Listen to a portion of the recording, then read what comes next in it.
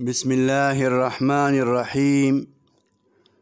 بشر حافی رحمه الله یو بزرگ دی. هغه وایي زه یو ورځ په لاره روانم، یو هلک مې ولیده په یو جزیره کې پروت و چې هغه باندې د میرګي بیماري وه.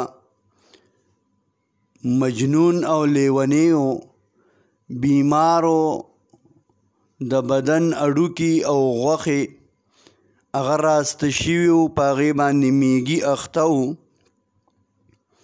زه ورته خواله ورغلم، د هغه سر مې په خپله غېږ کې او پتون باندې کېښوده.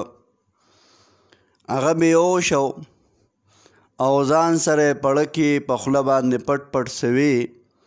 لږ ساعت پس راویښ شو، په هوش کې راغی او ویدا څوک اجنبي زما او زما د رب ترمنځ راغی چې زما او زما د خدای په منځ کې تعلق خرابول غواړي. دا څوک راغی؟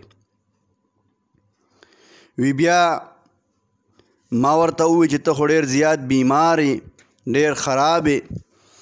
وی هغه ووی چې که زما رب ما زری زری کی، بیا به هم زه د خپل رب سره او د خپل خدای سره تعلق دا پرېنږدم، د خپل محبوب سره به تعلق پرېنږدم.